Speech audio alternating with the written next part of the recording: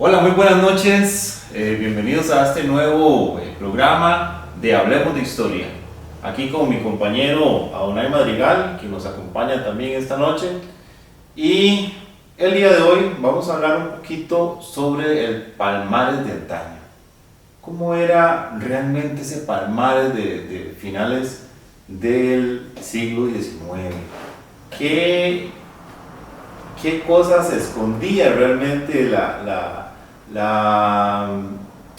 el ciudadano común y bueno, todos los ciudadanos, digamos, de nuestro cantón? Entonces, ¿qué tal si iniciamos un poco hablando de cómo era el Palmares despuesito del cantonato? E inclusive, ¿por qué no? Hablemos un poquito de los acontecimientos y cómo era el Palmares en 1888. Buenas noches, Pablo, buenas noches a todas las personas que nos observan. Muy agradecidos con todos, decirles que realmente es interesantísimo el tema que estás planteando, porque Palmares, al igual que los demás pueblos de Costa Rica, tienen una historia demasiado interesante. Entonces, si hablamos de Palmares a finales del siglo XIX, tenemos que preguntarnos cómo era esa sociedad palmareña, cómo vivían en la intimidad de los hogares, en el día a día los palmareños, y yo creo que por eso es tan importante que hayas planteado, Pablo, la pregunta desde ese punto de vista, y vamos a aprovechar para hablar un poco. Así es de que en adelante lo vamos a hacer. Ok, Adonai, he leído en algunos libros, por cierto, don José Ángel Labarca, en el libro que escribió, el último libro que escribió, menciona que los primeros habitantes de Palmares no eran tan labriegos y sencillos, sino que más bien se podría decir que hasta eran muy educados. Y lo que él menciona es que basta con ver las actas que ellos firmaron para que Palmares y San Ramón se pudiera establecer un poblado, ¿verdad? Eso en 1843 creo que fue Hacia mediados de 1830, esa década, y la década posterior, desde luego, que fue cuando se consolidó la población tanto en Palmares como en San Ramón, claro, que estuvieron completamente ligadas desde el principio. Pero entonces, ¿será cierto que Palmares, bueno, y San Ramón, todos la gente que vivía en estas tierras, llamémosle, como en algún momento le decían el Valle de los Palmares, que creo que era todo incluido, ¿verdad? San Ramón y Palmares? ¿Qué tan cierto es que la gente era educada, letrada, y no tan labriegos sencillos como muchas personas creen que fue la sociedad de estas tierras? Bueno, podríamos comenzar diciendo lo siguiente. Sí comparto la opinión de don José Ángel en el sentido de que hemos idealizado a nuestros abuelos llamándolos labriegos sencillos, tal y como lo dice el himno nacional de Costa Rica. Pero si eran labriegos y sencillos en el sentido de que efectivamente cultivaban la tierra y eran gente muy, muy sencilla en cuanto a su estilo de vida, lo cual no implica que fueran personas poco ilustradas.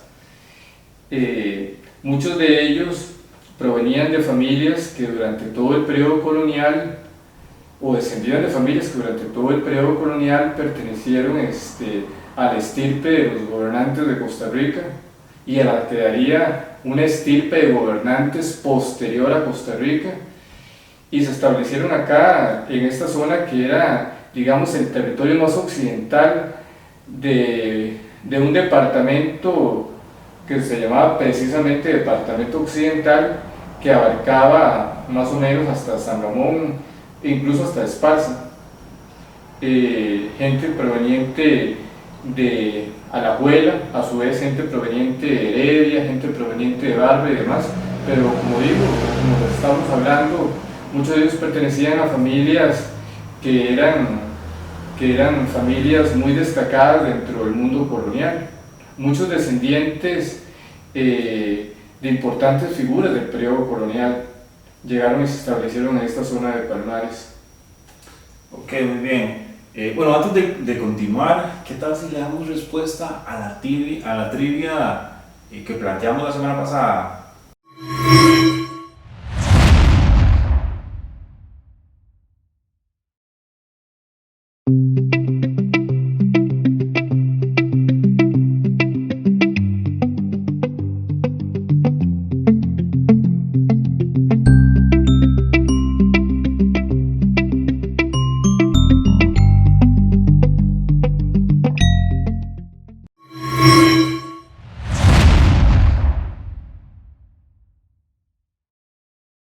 Bueno, la respuesta correcta es Florencio del Castillo. Como hablamos la semana pasada, Florencio del Castillo fue probablemente el pensador más importante del periodo colonial en Costa Rica. A él lo podemos unir a José Antonio de Liendo y Goicoechea, que fue también otro sacerdote. Ambos fueron figuras muy destacadas. Don Florencio tuvo la particularidad que representó a Costa Rica en las Cortes de Cádiz y llegó a ser presidente de esa importantísima instancia del gobierno español que se estableció para oponerse a la invasión napoleónica. Y además tiene como una de sus particularidades que dio una serie de recomendaciones que fueron aprobadas para mejorar la calidad de vida de los habitantes de América. Después de que fue presidente de las Cortes de Cádiz, después de que acabó su periodo como diputado en esas cortes, don Florencio se estableció en México, en Oaxaca, allá falleció y también hizo una importante contribución a la historia del pueblo mexicano.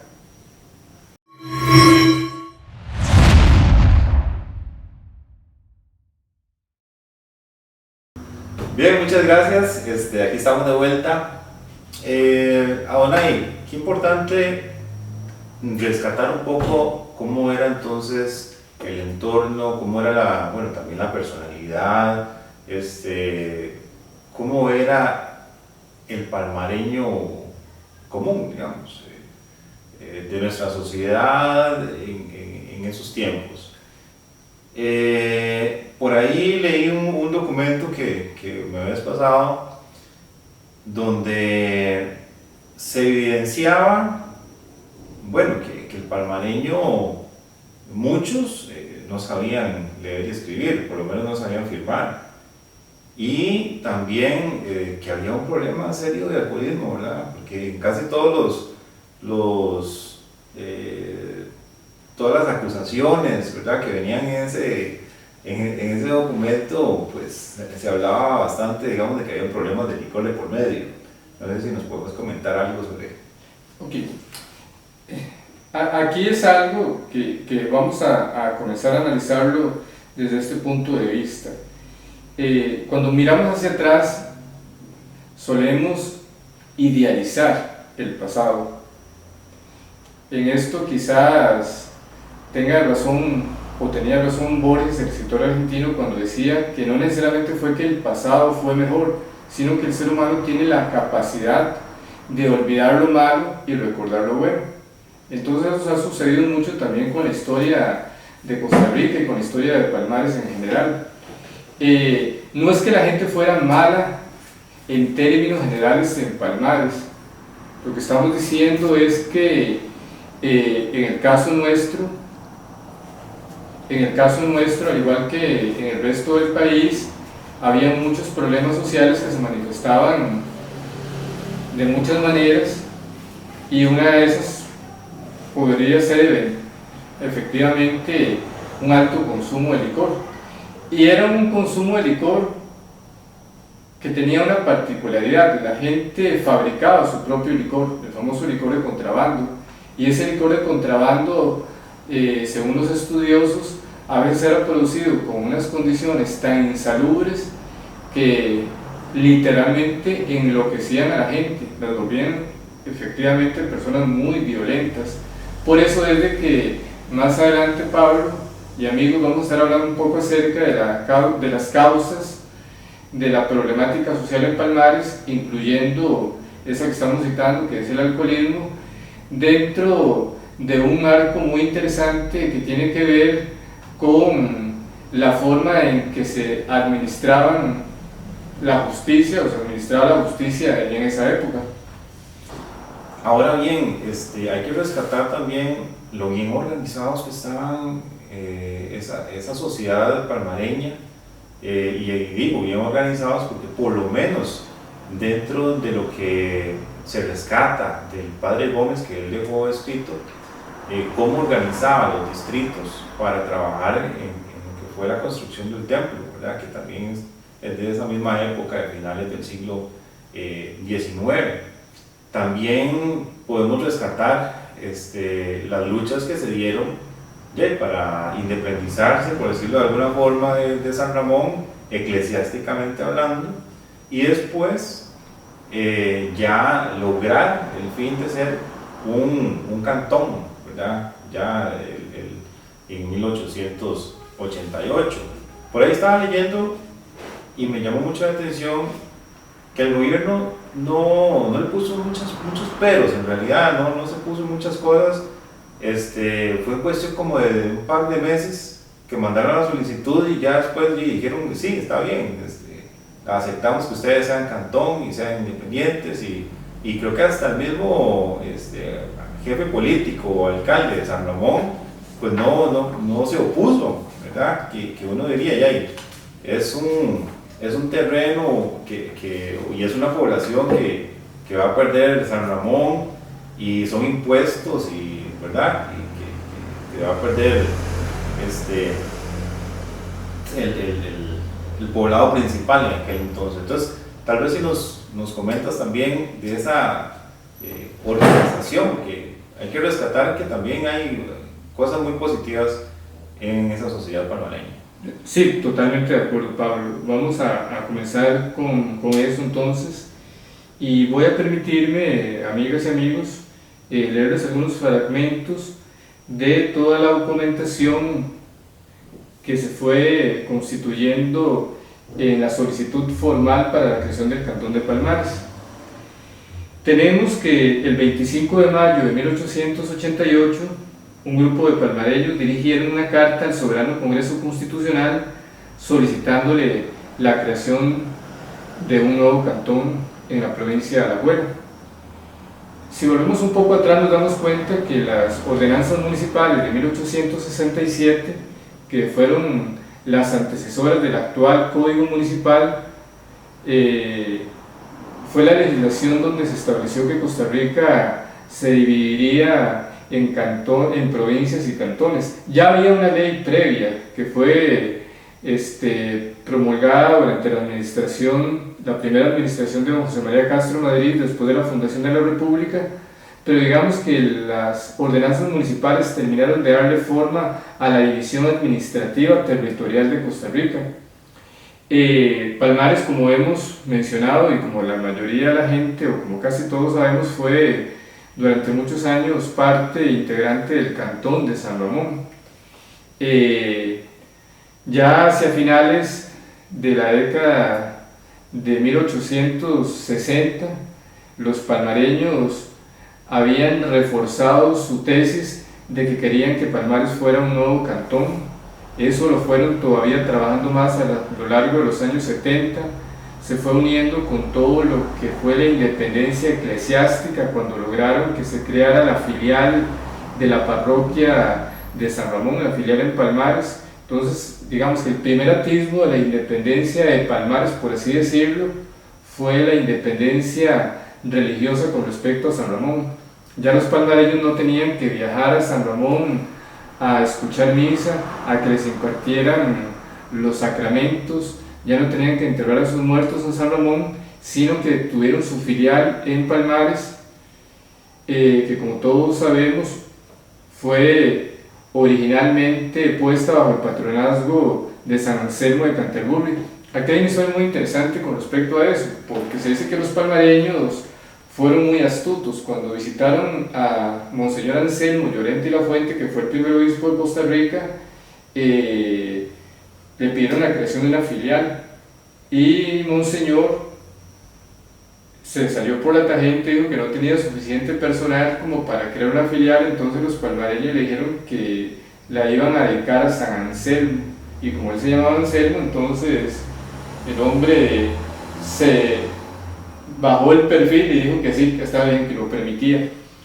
Por supuesto que poquitos años después agarraron a San Anselmo, San Anselmo de Canterbury, y lo pusieron en una esquinita, que ahí todavía está, en la iglesia de Palmares, que por cierto hay un vitral bellísimo de San Anselmo, y una estatua de él, o una figura de él, pero volvieron a su culto original, que fue, o a su amor original, que fue el culto mariano de Nuestra Señora de las Mercedes. Tal vez un paréntesis, Adonai, ¿qué hay de cierto con que ese culto hacia la Virgen de las Mercedes mucho tiene que ver con que varios de los pioneros palmareños venían del barrio de las Mercedes en Heredia?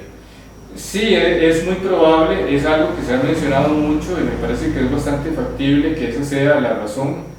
El culto mariano técnicamente se conoce como hiperdulía.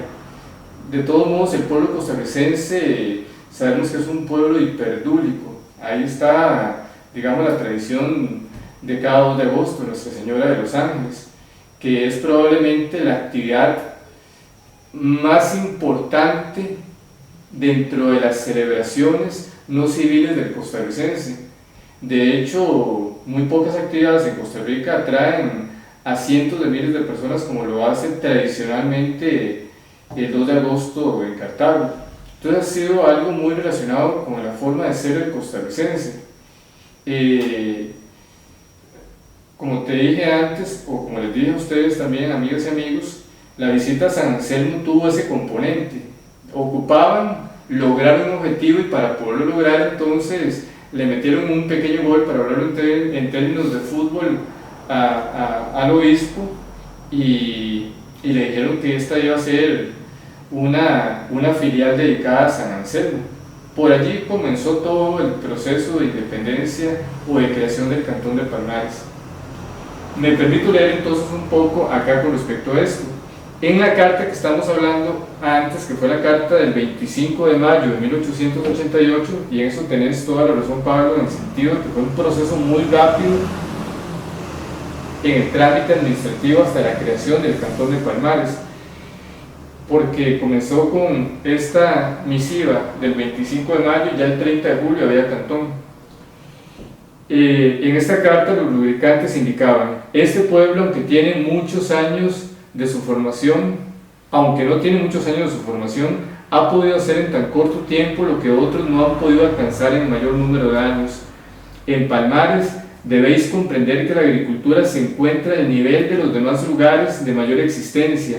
Aquí se encuentran las fincas en número considerable, de bastante valor, a la vez que casi toda su población, que se puede decir que se aproxima a los 4.000 habitantes, se compone de propietarios, agricultores, sino en lo general y en mayor parte.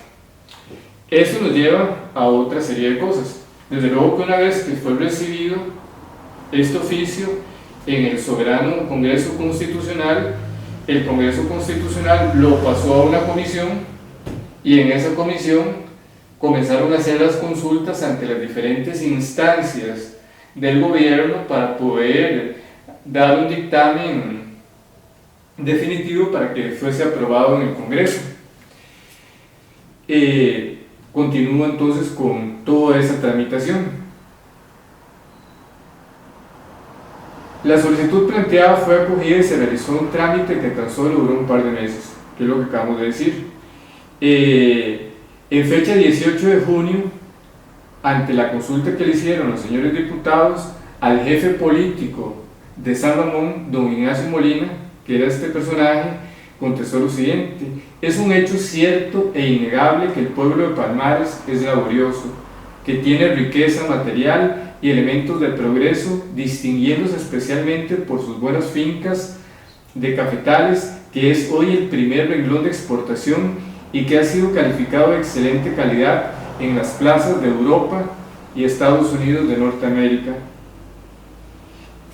Y después hay algo que es sumamente interesante, y es que si bien es cierto, el señor jefe político de San Ramón sigue diciendo cosas muy buenas de Palmares, sí hace una pequeña acotación con respecto a lo que están afirmando los firmantes de la solicitud del 25 de mayo, y es de que sí se debe precisar la cantidad de población, porque para él no son 4.000 habitantes como se decía.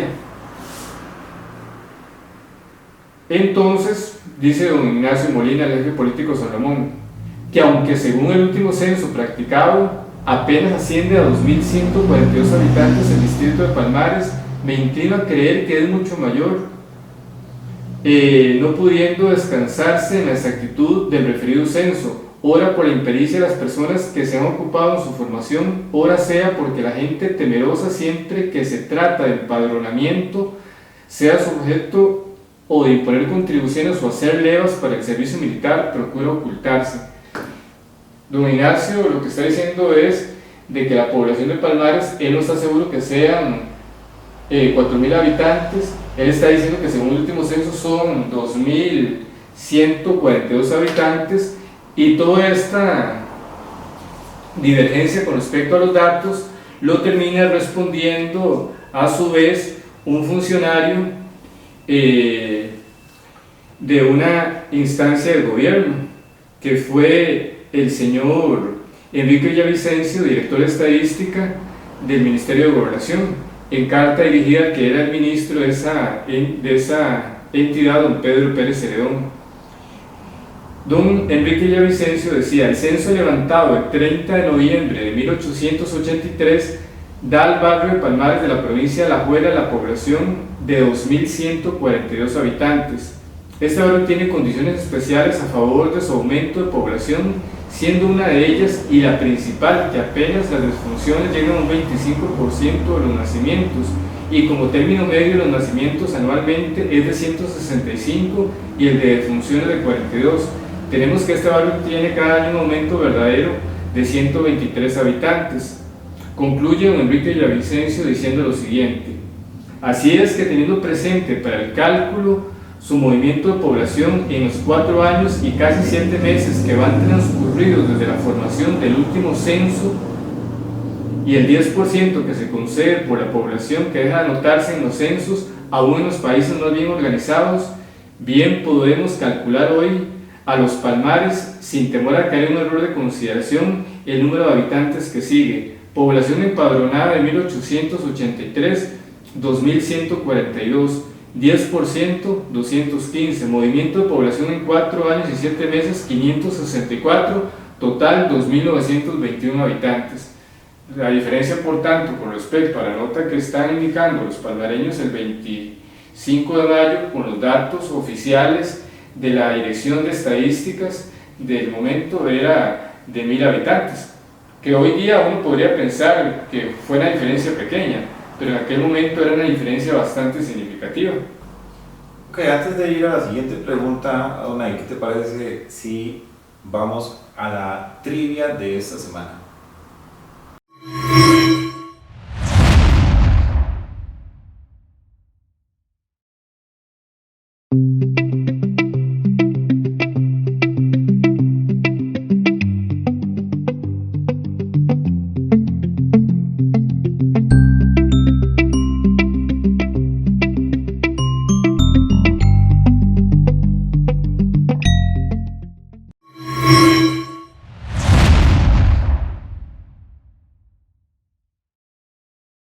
Bien, muchas gracias de nuevo por estar con nosotros, y quiero mandarle un saludo a toda la gente que está conectada en estos momentos.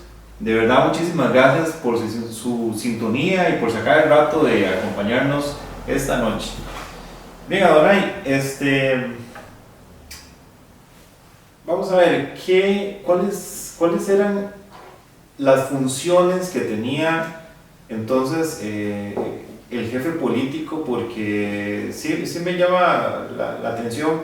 A mí me gusta mucho la genealogía, me gusta ver algunas actas antiguas y veo que, por ejemplo, hasta el registro de nacimientos y hasta de funciones, algunas cosas, aparece la firma hasta de estas personas, ¿verdad? Entonces, no sé si, bueno, y también hasta tenían como un rol como de jueces, ¿verdad? Entonces, tal vez si nos cuentas un poco, digamos, el rol que tenían estas personas que administraban los gobiernos locales. Pablo y amigos y amigas, eso es algo increíblemente interesante porque ahora nos gustaría mucho imaginarnos que un jefe político, o lo que actualmente es un alcalde, tuviera funciones judiciales como las que tenían a partir de las ordenanzas municipales de 1867 y a partir de leyes anteriores. Entonces, por ejemplo, tenemos que hablar muy específicamente de 1841. En ese año, siendo jefe de Estado de Costa Rica el licenciado Braulio Carrillo Colina, se aprobó el Código General del Estado de Costa Rica. Ese Código General del Estado de Costa Rica se divide en 3 partes. La primera era un código civil, la segunda un código penal y la tercera un código de procedimientos judiciales. Este código de procedimientos judiciales fue muy importante porque vino a dotar al país de una serie de autoridades judiciales en los diferentes pueblos, en los diferentes territorios. Como en ese momento el Estado tenía un presupuesto bastante limitado, los funcionarios tenían también, o eran escasos, como para poder ocupar este tipo de funciones, entonces les fueron recargadas, en algunos casos, a las autoridades locales la función de ser jueces. Por eso es de que los jefes políticos terminaron siendo lo que hoy se conoce, o lo que hoy sería más o menos los jueces de menor cuantía. No resolvían problemas graves, no resolvían crímenes de sangre, no resolvían robos mayores. Lo que resolvían eran las pequeñas trifulcas que se daban todos los días en los pueblos, que estaban catalogados dentro de las leyes como delitos de menor cuantía en aquella época. Me podría permitir indicar algunas de estas que son muy particulares. Entre estas, bueno, hablemos aquí un poco textualmente. Dentro de esos cuasidelitos podríamos citar los siguientes: el descuido en el desempeño de sus funciones por parte de médicos, cirujanos, farmacéuticos y flebotomianos, es decir, los que sangraban punzando una vena según una antigua práctica médica. Las fallas de las matronas y parteras, el dejar que animales feroces deambularan por la vía pública, el ocasionar desórdenes por quebrantar los reglamentos de espectáculos públicos, el no cumplir con lo dispuesto en los reglamentos de la policía sobre mujeres públicas, es decir, prostitutas, el infringir las disposiciones sobre quema de bosques y rastrojos, el incumplir por parte de comerciantes, dueños de pulperías, fondas, confiterías, cafeterías u otros establecimientos dedicados a la venta de comestibles y bebidas con lo estipulado por la ley para el uso y conservación de productos en vasijas, el permitir por parte del encargado de cuidar a un demente que éste deambulara por la vía pública sin la debida seguridad o decencia, el arrojar animales muertos en sitios velados, el no entregar a la policía de aseo la basura para su eliminación, o bien no tirarla fuera de las poblaciones donde no hubiese policía de aseo, el tener en balcones, ventanas o azoteas tiestos de cualquier tipo, el construir hornos, estufas y chimeneas sin permiso o bien descuidar su mantenimiento, el dejar seguir en circulación la moneda falsa recibida de buena fe. Entonces, como nos damos cuenta, era una serie de delitos que se establecían en ese Código de Procedimientos Judiciales, que hoy día nos resultan bastante extraños. Y las autoridades locales terminaron siendo los que se encargaban de velar para que estos delitos recibiesen una sanción. Desde luego que en el caso de Palmares, la mayoría de estos que acabo de citar no los vamos a encontrar representados en un libro que vamos a hablar a continuación, cuya copia se encuentra en la municipalidad, que es un libro de causas que data del año 1891 y termina más o menos hacia 1897, que nos va a permitir hablar acerca de ese Palmares que a veces hemos considerado tan bucólico, pero que también tenía sus problemas. En alguna conversación previa que tuve con vos, Pablo, yo te decía que sí, efectivamente, este era un jardín del Edén, pero este jardín del Edén también tenía por ahí su serpiente escondida. Y eso no lo digo en el mal sentido, es parte de una realidad que no podemos dudar y que nos tiene que llamar a la reflexión acerca de que las problemáticas sociales van a estar presentes en todas las épocas de la humanidad, y eso es parte de la historia que nos va abriendo a los que nos interesa conocer la historia, a los que nos interesa investigarla, a las personas que les interesa encontrar nuevas vetas para poder escarbar temas que son efectivamente de gran interés y que todavía no han sido desarrollados en el caso del cantón nuestro. Ok, en esos registros, bueno, ahí se pueden encontrar, bueno, por ahí leí problemas de violencia doméstica, por ahí leí problemas de alcoholismo o problemas, digamos, de que hacían ruido o escándalos a ciertas horas de la noche.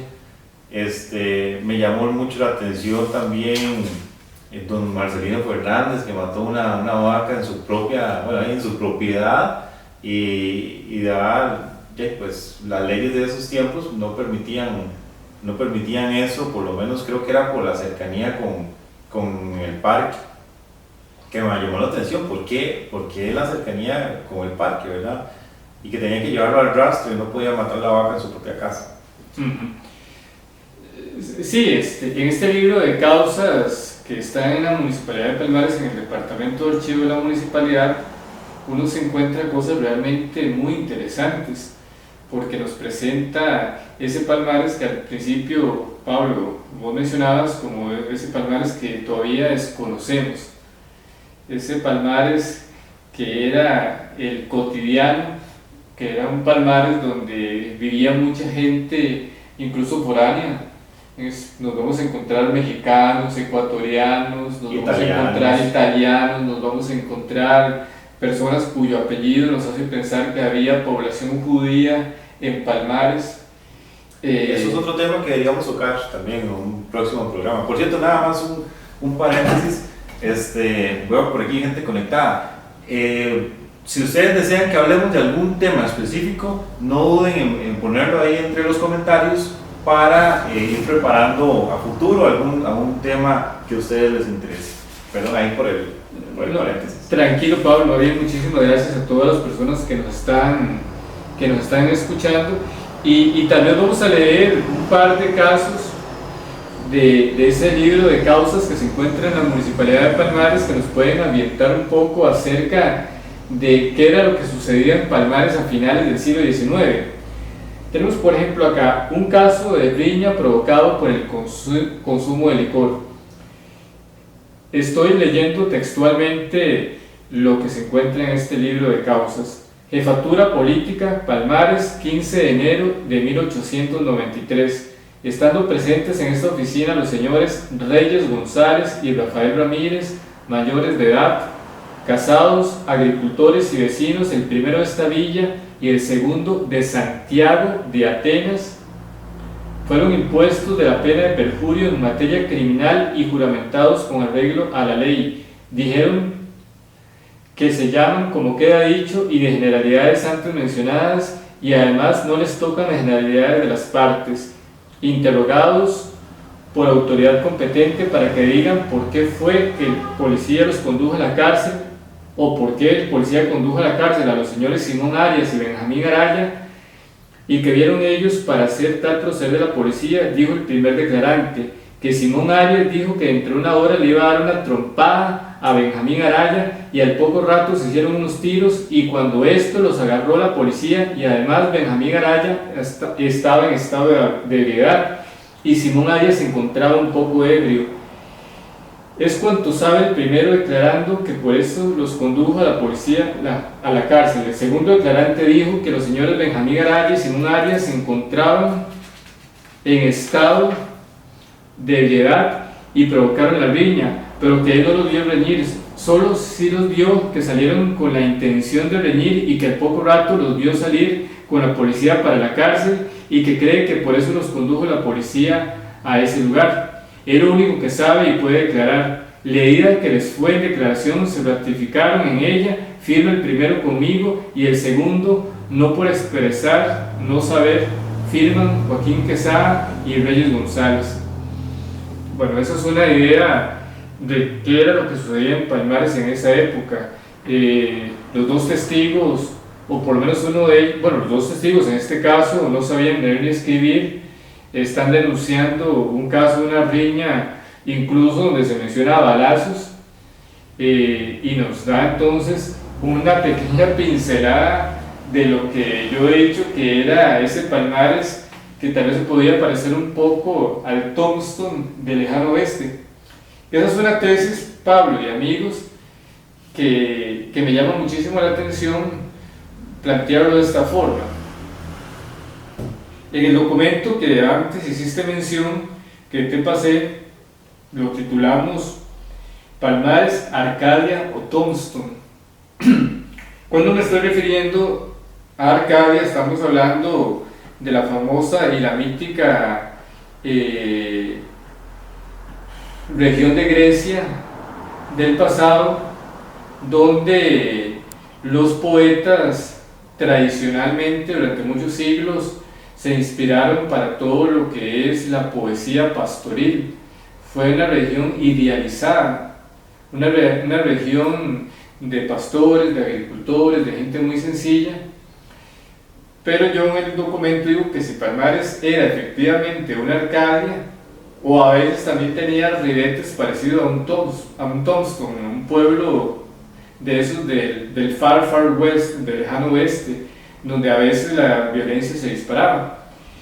Y por eso te queremos traer hoy a colación este tema como parte interesante de esas conversaciones que tenemos. Voy a permitirme leer, amigas y amigos y Pablo, otro documento más. Un caso con un caballo de por medio. Jefatura política de Palmares a las 8:30 de la noche del día 15 de enero de 1893. Habiendo esta autoridad cogido el fiador de un caballo por venir a carrera y metiéndolo a una acera, por tanto se le aplica la multa de 1 peso que exige la ley, a la que tengo deber de obedecer. Por tanto, ordénese al dueño del caballo, que es el señor Vázquez Solís, quien atendido dijo que los pagaba ante el secretario que da fe, el jefe político, firmas Joaquín Quesada y Manuel Mora, secretario. Bueno, algo de lo que estaba estipulado entre lo que estábamos hablando antes. No se podía descuidar los animales en las calles, era considerado un cuasi delito o un delito menor. A este señor le aplicaron una multa de 1 peso por haber descuidado un caballo que salió corriendo a toda velocidad y se metió en una acera. Podía provocar un accidente. Bueno, y si lo vemos a los tiempos de ahora, sería como un vehículo a alta velocidad, ¿verdad? Entonces... en realidad sí. Efectivamente, eso que estás planteando es muy cierto. En el documento anterior, algo que no mencionamos, Pablo, es, por ejemplo, que se hablaba de un vecino de Santiago de Atenas, 1893. En ese momento Santiago era un distrito de Atenas, sí. pero todo lo que sucedía en Santiago y en Candelaria se atendía en Palmares. Por eso es de que en ese libro de causa nos vamos a encontrar muchos sucesos que ocurrieron en esas dos barriadas, que eran atendidas por un asunto punto la distancia con respecto a los centros de población más importantes, Atenas y Palmares, sean atendidos precisamente acá. Esas fueron las razones que hizo que tanto los habitantes de Candelaria como los habitantes de Santiago, entre otras muchas razones, de una forma tan preciada para nosotros, en 1911 decidieron en un plebiscito de forma mayoritaria, o más bien de forma unánime, unir sus destinos a Palmares. Y es que también quiero ver una cosa, Dona, yo siento que ya ellos se sentían palmareños. Ellos se sentían palmareños porque toda su actividad comercial la hacían en Palmares. Lo eclesiástico lo veían en Palmares, o lo realizaban en Palmares. Si tenían un funeral, lo hacían en el cementerio de Palmares. Venían a hacer las compras a Palmares. Se casaban en Palmares. El cuartel militar del ejército, con sede en Palmares, atendía a esas poblaciones. Entonces realmente estaban completamente unidos a Palmares. Inclusive hasta si había que meter a alguien a la cárcel de esos lugares, estaba viendo por ahí que también, ¿verdad?, aplicaba. Es que eso es otro elemento. Los jueces a veces imponían, perdón, los jueces no, los jefes políticos imponían sanciones de cárcel, que generalmente eran las sanciones de cárcel de una noche o algunos cuantos días, porque eran delitos menores, no eran delitos tan graves. En el libro de causas que está en la Municipalidad de Palmares no vamos a encontrar ningún crimen, no vamos a encontrar ninguna violación, no vamos a encontrar ningún delito que uno pueda catalogar como mayor. Un asesinato, una cosa. No, absolutamente nada. Son, digamos, que pequeños delitos que podían ser atendidos acá, como te decía, quizás como lo puede hacer ahora un juez de menor cuantía, o en la alcaldía, por así decirlo. Pero ¿qué pasaba, digamos, un asesinato? Ahí sí lo mandaban a la escuela o probablemente, Pablo, no te lo puedo responder con certeza, y a ustedes amigos tampoco, pero era muy probable que actuara ya una autoridad proveniente de Alajuela o proveniente de alguna otra instancia. Y las penas, bueno, en ese momento existía el presidio de San Lucas. Digamos, todos esos eran cosas que sucedían en el pueblo, que eran atendidos por el juez, por el jefe político de Palmares, y que podían significar multas económicas, que podían significar una noche o algunos días de cárcel en Palmares, y de ahí no pasaba. Me llama otra cosa la atención, que es que sucedía, o sea, había actividad nocturna en Palmares, y eso a pesar de que la red eléctrica fue hasta 1913, más o menos, 1912, por ahí. 24 de septiembre de 1913 se inauguró la electrificación en Palmares, fue para el Día de Mercedes de 1913. Ya a finales del siglo XIX había una iluminación con faroles, canfín básicamente, pero sí, claro que había una actividad nocturna, y había una actividad nocturna que en el libro te puedes encontrar perfectamente, que habían riñas en salones que eran reconocidos en la época, o sea, donde la gente iba, bailaba, había orquesta, la gente consumía licor, un establecimiento de entretenimiento nocturno. Sí, como lo encontramos hoy en día. Exactamente. Solamente que con sus limitaciones de ese entonces, ¿verdad? Por supuesto, pero también nos encontramos otros lugares que eran clandestinos. Entonces encontramos este caso, que también voy a permitirme leerlo. Jefatura Política Palmares, a la 1 de la tarde del día 11 de septiembre de 1894. Habiéndose presentado el señor don Julián Villalobos ante esta autoridad, manifestando que en el establecimiento de don Manuel Carballo se juega juego prohibido. Esta autoridad, cumpliendo con la ley, sigue la presente sumaria para averiguar y castigar con el vigor que la ley permite esta falta, y antepone el denunciante, que para probarla tiene los testigos siguientes: Policarpo Vega, Rosendo Ruiz, Mercedes Villalobos, Luis Cordero, Juan V. Redondo, Francisco Carrillo, Juan V. Castillo y Alejandro Barbosa, y esta autoridad procederá a levantar el presente sumario.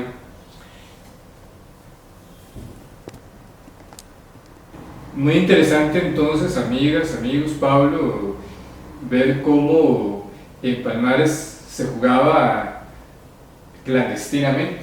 Había juegos prohibidos que la gente realizaba en algunos lugares. ¿Cuáles juegos? No lo sabemos exactamente, si eran cartas, si eran dados o algún tipo de juegos, pero estaban prohibidos por ley y que por tanto estaban penalizados.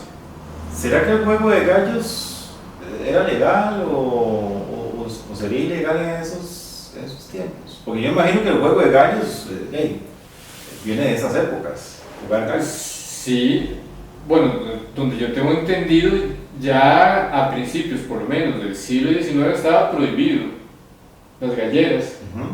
Entonces, puede ser que haya sido uno, puede ser que haya sido un caso. Podría tratarse perfectamente de este caso, pero está hablando acerca de un local comercial, entonces es lo que me puse a pensar de que podría referirse a algún tipo de juego de azar, más que a algún tipo de peleas de gallos o alguna naturaleza diferente. Este otro caso, amigas y amigos, me parece muy interesante y es muy cortito también la redacción. Dice: Jefatura Política Palmares, a las 12 del día, 4 de febrero de 1895, habiendo sido llamado el que suscribe para que fuese a poner orden frente a la cárcel de esta villa, encontró a los señores Enrique Villalobos y al señor Adriano Velázquez dándose de bofetadas. Seguidamente los conduje a la cárcel de esta villa. Les hice cargo de haberlos conducido a la cárcel por escándalo y contestaron que sí es cierto. En consecuencia y de conformidad con lo dispuesto en el inciso primero y quinto del artículo 521 del Código Penal vigente, a nombre de la República de Costa Rica, fallo condenando a los expresados Villalobos y Velázquez, el primero a pagar 5 pesos 75 centavos por escándalo y escalamiento de la cárcel, y al segundo 1 peso con 75 centavos por heredad y escándalo, aplicado todo a los fondos de la policía. Hágase saber, firma Manuel Mora, jefe político interino de Palmares. Ahora, ¿qué tan común era ese tipo, digamos, de problemas en el cantón? O sea, ¿qué tan común era en ese libro? Porque uno no ha tenido la oportunidad de verlo, pero vos que tuviste la oportunidad, o sea, había mucha recurrencia de problemática. Sí, bastante. Tenía trabajo la policía, por decirlo así. Era bastante común. Estamos hablando de un libro que es bastante extenso, donde yo me permití transcribir tal vez unos 20 casos como una representación. ¿De cuántos? De decenas de casos. O sea, eran muy comunes. Estamos hablando tal vez más de 100, más, digamos, en un año. Un año después. Sí, era algo muy común realmente. Puña. O sea, quizás nos imaginamos un Palmares en algún momento como más tranquilo, ¿verdad? Uno de repente se imaginaba que la gente se iba a acostar temprano, ¿verdad? Y que trabajaban en sus fincas ¿verdad? Pero en realidad no era tan así. Era más bien un ambiente más movido, un ambiente, ¿verdad? Casi que como el de ahora, ¿verdad? Solo que con menos gente. Vamos a ver, en algún momento, Pablo y amigas y amigos, hemos estado hablando de varias cosas previo a esta conversación con ustedes, y citábamos a Max Jiménez, el autor del Jaúl. Max Jiménez comienza a desmitificar al campesino costarricense del siglo XIX. Ese campesino que siempre lo hemos visto como el labriego sencillo, el hombre de trabajo, el pater, el familiar, el hombre que encargado de administrar la casa, el hombre que va todos los domingos a misa. Y la mayoría de la gente es muy probable que lo hicieran. O sea, eran trabajadores, eran gente buena, gente honrada, gente tranquila. pero en medio de todo eso también nos encontramos toda esta problemática social que a veces por una razón de ese idealismo o esa idealización más bien que hemos hecho de la sociedad de antaño, nunca mencionamos. Y que en ese caso, en ese libro de causas que me encontré en la Municipalidad de Palmares, creo que el primer sorprendido fui yo realmente. Nunca me imaginé encontrar algo tan interesante en el sentido de que me llevaba a un Palmares que era completamente diferente a lo que yo también pensaba. Otra imagen completamente. Sí, no la desvirtuó en el sentido de que yo haya dicho que haya perdido la luminosidad de ese Palmares, más bien todo lo contrario, le dio un brillo diferente. Más humano. Lo hizo más humano, exactamente. No éramos tan perfectos, sino que también teníamos nuestros defectos, y esos defectos a veces salían a relucir y terminaban en casos que, como te digo, son muchos, pero realmente ninguno de esos, de los mencionados allí, es por lo menos un delito grave. Ahora bien, sería muy interesante, y eso es parte de las investigaciones que están abiertas para todas las personas interesadas en la historia a futuro, ya profundizar un poco más acerca de la crónica roja, los delitos mayores que sucedieron en Palmares en aquella época, porque es muy probable que hayan habido delitos mayores, o sea, delitos muy graves, nada más que aquí no están presentes. ¿Existirá algún documento donde se mencione los nombres o por lo menos qué cantidad de establecimientos donde normalmente la gente solía salir a distraerse en las noches? Bueno, en el caso que acabo de citar o que acabo de leer, amigas y amigos y Pablo, ya estamos hablando acerca de un establecimiento. Era el establecimiento de don Manuel Carvalho. No menciona el nombre del local, pero por lo menos menciona el nombre del dueño del establecimiento, donde se jugaban, o donde se jugaban estos juegos prohibidos, pero fueron denunciados. ¿Y será que habían varios en Palmares? Sí, porque digamos, dentro de las causas te vas encontrando también salones de bailes en los distritos y te vas encontrando actividad nocturna en diferentes partes de Palmares. Qué interesante. Antes vos mencionaste, estos que habían orquestas. ¿Será que, a mí me gusta mucho la parte cultural, ¿será que en Palmares entonces habían orquestas ya conformadas, o será que esas orquestas venían de otros cantones? Habían muchos músicos acá en Palmares, porque obviamente en esos años no había radio, ¿verdad? Entonces tiene que hacer música en vivo. Sí, es una buena pregunta que no la puedo contestar. Yo supongo que sí, que eran músicos locales, y estos músicos locales eran contratados para que fueran a interpretar piezas en estos salones. Y en esos años también habían pensiones, ¿verdad? Bueno, en pensiones se le llamaba antes a lo que eran lo que ahora conocemos como tal vez hoteles o lugares donde hospedarse, ¿verdad? Por lo menos, digamos, en estas causas de este libro no he encontrado no encontré en la lectura general que le hice algo que haya sucedido en una pensión, en un hotel. Sí se habla de esos establecimientos donde había música, donde se podía consumir licor. Se habla también un poco acerca de... Bueno, hay un caso muy específico que sucede en una tienda muy famosa de Palmares, que tal vez ese es uno de los casos que me gustaría también poder mencionar. Claro. Que es la tienda Gregoriana. Y aquí vamos a explicar algo con respecto a esto. El primer partido político e ideológico de Costa Rica fue el Partido Unión Católica. El Partido Unión Católica nació en la última década del siglo XIX como respuesta a las políticas de los liberales de 1884, durante la administración de don Próspero Fernández, cuando entre otras cosas se secularizaron los cementerios, donde se expulsó a los jesuitas, se expulsó a Monseñor Thiel, que era el obispo de Costa Rica, que fueron las famosas medidas anticlericales, así conocidas. Surgió el partido Unión Católica, y el partido Unión Católica tuvo como una figura prominente al licenciado Gregorio Trejos. Entonces los católicos de Palmares, encabezados en su momento por el padre Echeverry, Sigifredo Echeverry, o Esteban Sigifredo Echeverry, crearon una tienda que fue la tienda gregoriana.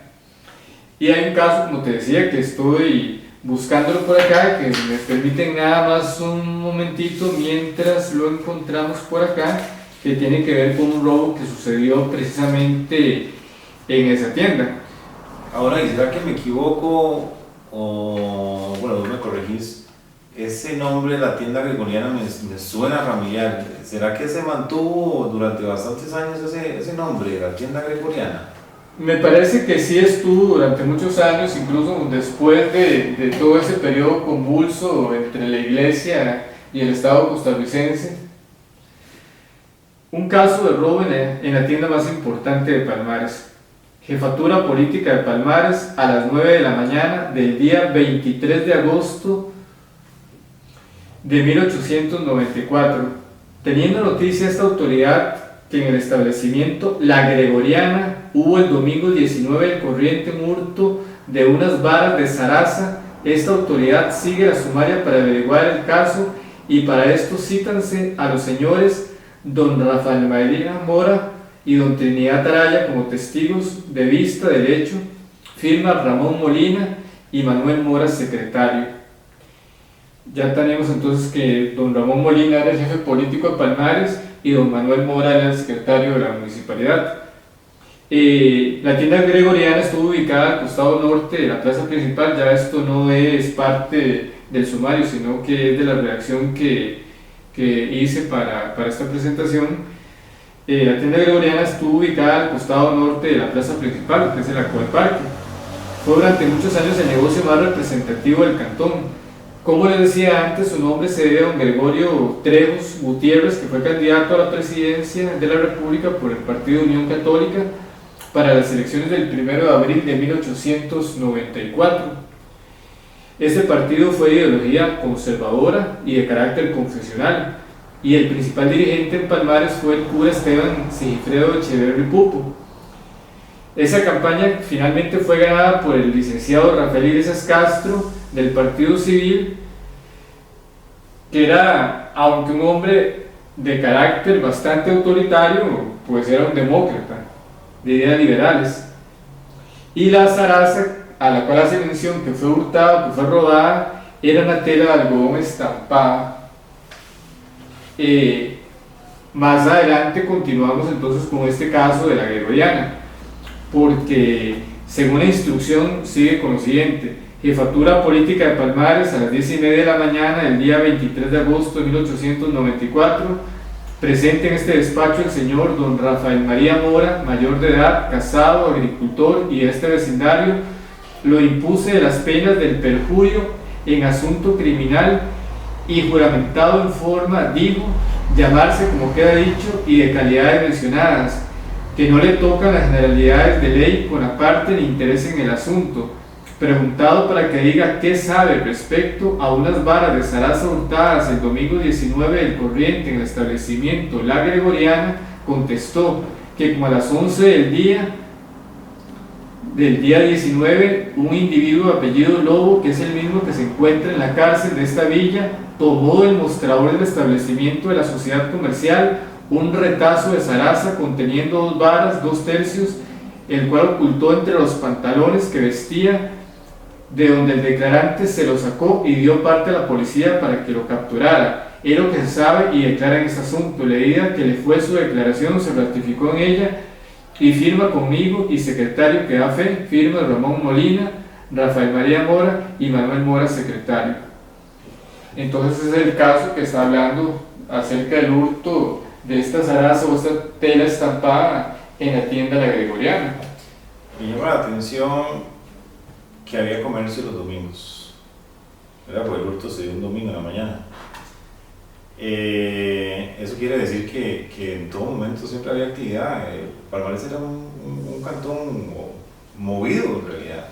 O sea, había comercio todos los días de la semana e inclusive había actividad nocturna. O sea, imaginémonos entonces ese Palmares, ¿verdad? Que no, realmente no era tan tranquilo o silencioso como muchas personas se lo imaginan, ¿verdad? ¿Qué tal era? Yo imagino, ¿cómo era entonces también el comercio en Palmares, ¿verdad? ¿Cuántas tiendas importantes habían? Porque don Mario Urpí creo que ya había llegado en ese momento, no sé si ya tenía Don Mario Urpí llegó a finales del siglo XIX. Sí, no sé si ya tenía su comercio. Es muy probable que ya haya tenido su comercio, sí, porque don Mario venía de Cataluña, como bien dice su nieta Giselle Urpí, y don Mario pues era un buen comerciante. Por eso es que ella dice que don Mario probablemente a través de su madre, que era apellido Samso, era de origen judío. Los judíos siempre han sido reconocidos por sus habilidades como comerciantes. Claro, también. Pero eso que le está diciendo Pablo, fíjate qué interesante que es, amigas y amigos, por lo siguiente, porque estás hablando acerca de cómo era la actividad de este Palmares. Sí. Dentro del expediente de creación del Cantón de Palmares, uno comienza a leer algunas cosas que voy también a permitirme leer porque nos permite reconstruir un poco acerca de cómo era ese Palmares. Claro. Esa es una carta que está en el expediente y que fue fechada el 2 de julio, o sea, exactamente 28 días antes de que el Congreso decretara la creación del Cantón de Palmares mediante el decreto número 61. Dice, si esta parroquia de Palmares existe desde el año 66 y tiene aproximadamente 4.000 habitantes, sigue insistiendo en la cantidad de 4.000 habitantes, y si tiene un templo fundado en una manzana de terreno circunvalada de formales pretiles de mampostería, con su hermosa gradería que da a la plaza, la cual consta también de una manzana cuadrada rodeada de árboles que le dan sombra y hermosura, si dicho templo está provisto de todos los ornamentos necesarios para el culto público, la mayor parte de ellos de mucho valor por su material y buen gusto, entre ellos un órgano de primera clase, la torre que ostenta un magnífico reloj público de primer orden, si hay una buena casa construida con gusto para residencia del señor cura, un cementerio de 100 varas en cuadro con varios mausoleos de buen gusto, si en este mismo distrito hay 2 casas para la enseñanza pública de ambos sexos construidas hace algunos años a expensas del vecindario, cuyas casas están amuebladas con todos los útiles que exige la ley vigente de educación común, con capacidad para 400 alumnos, y si además de las 2 escuelas oficiales nominadas existe una de párvulos y 2 más que se encuentran fuera del radio escolar, costeadas por interesados, si las calles están delineadas con sus nombres de calles y avenidas, siendo estas las de las 5 repúblicas de Centroamérica y el de las calles con nombres de las personas más honorables de la población, y si estas calles y avenidas están numeradas y arregladas científicamente, si a expensas de los vecinos de este distrito se ha construido un camino carretero que comunica con el de San Ramón, que conduce a Punta Arenas, con lo cual se ha logrado gran economía para el transporte de su café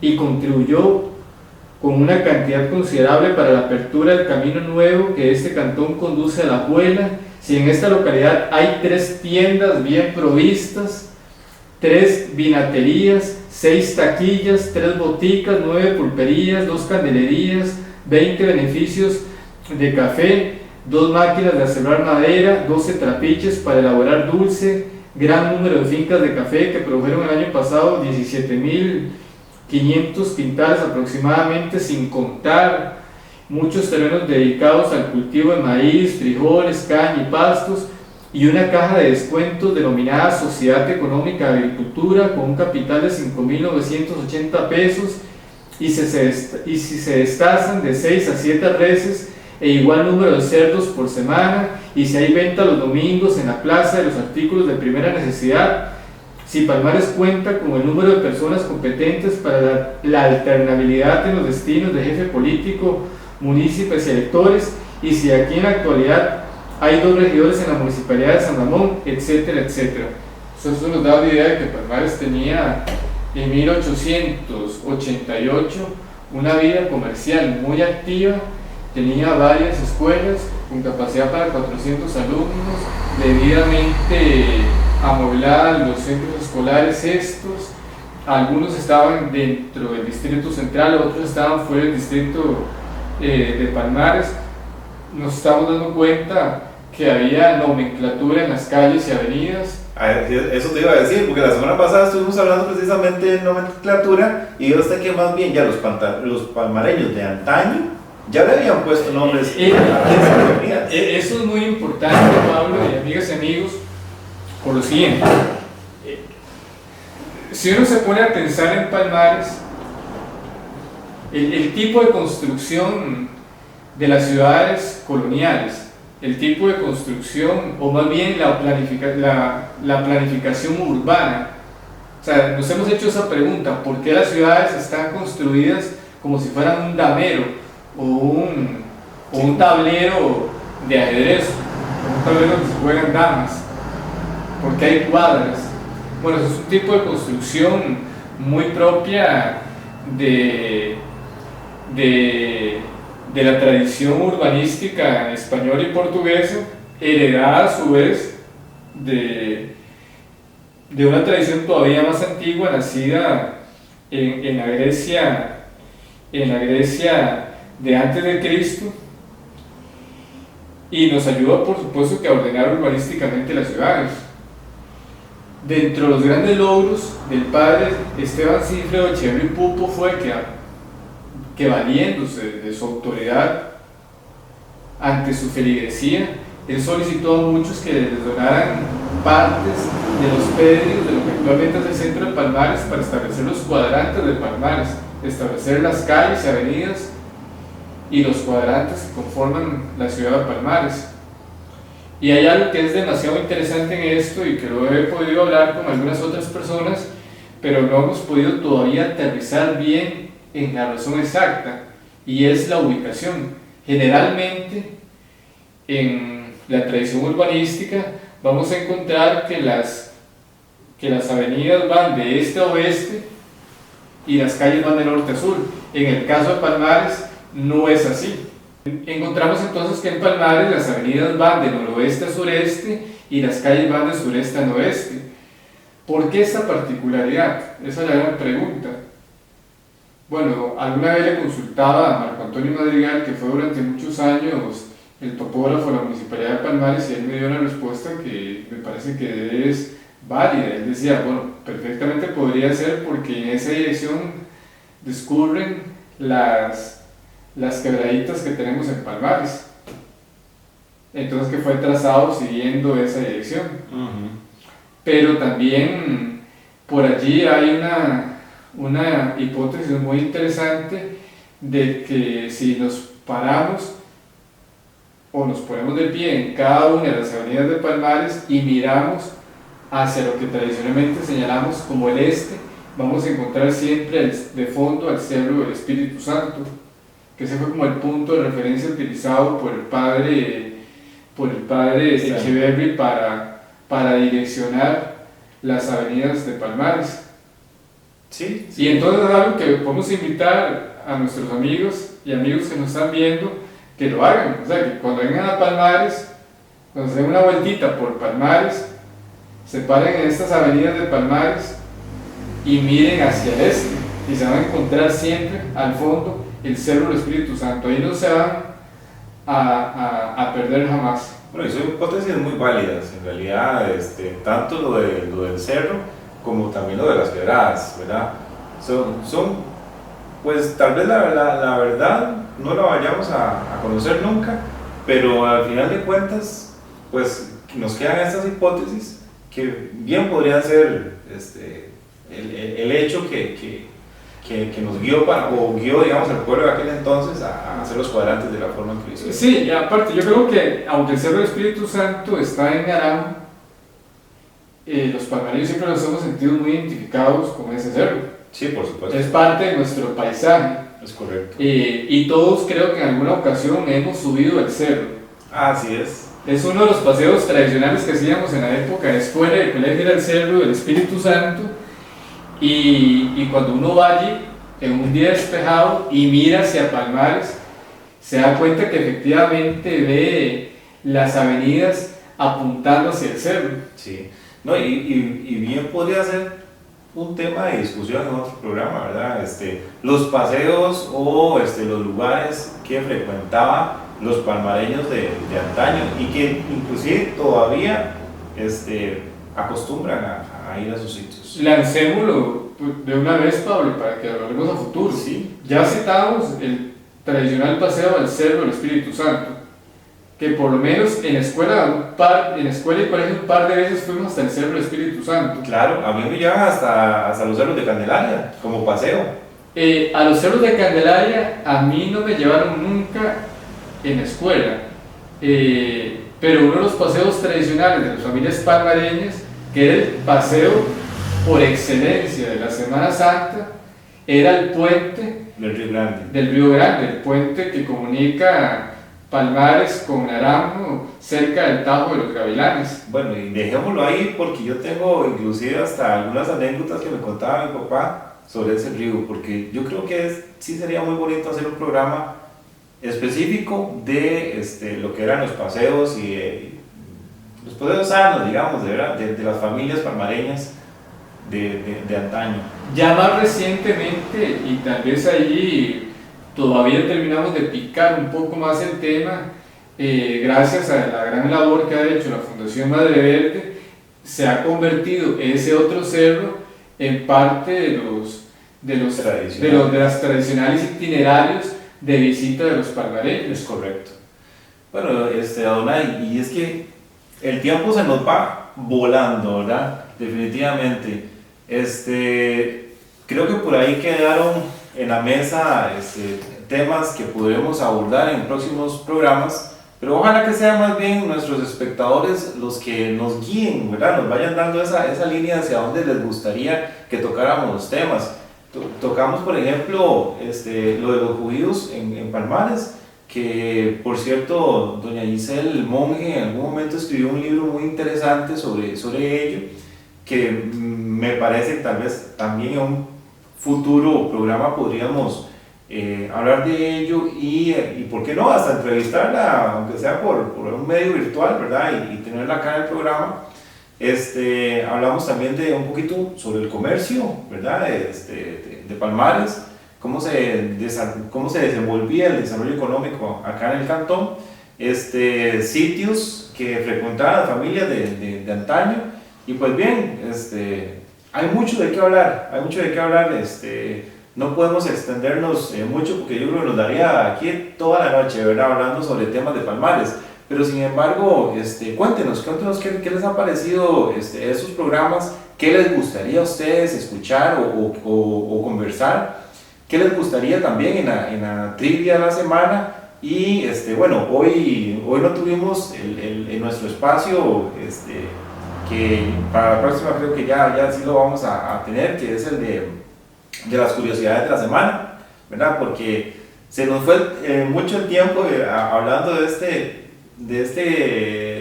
esta identidad palmareña de finales del siglo XIX, y es que hay mucho, más bien se nos quedó un montón de temas de qué conversar, ¿verdad? Pablo, amigas y amigos, muchísimas gracias de verdad por todos los comentarios que ustedes nos envían, por todas las sugerencias que nos hacen. Aquí estamos disfrutando de hablar de la historia de Palmares, sabiendo que hay 1000 temas todavía por desarrollar, que hay cosas interesantísimas en esta comunidad, que hoy hemos tocado una parte un poco oscura del Palmares de ayer, que sin embargo también es una parte que tiene su brillo, porque antes vos lo dijiste muy bien, Pablo, nos hace más humanos, nos permite darnos cuenta que nuestros abuelos también tenían sus deslices y sus problemas, y al final de cuentas eso es lo que hace que una comunidad tenga su identidad, su dinámica, es parte de lo común y corriente. Así es. Entonces, la verdad, muy agradecidos con todos y con todas, Y aquí siempre deseando seguir ayudándoles a descubrir cosas, y que ustedes también nos ayuden a descubrir más cosas también, que es muy importante, que todos compartamos este conocimiento. Así es. Y no, muchas gracias por seguir este programa que le hemos titulado Hablemos de Historia. Buenas noches y todo un gusto haber compartido con ustedes.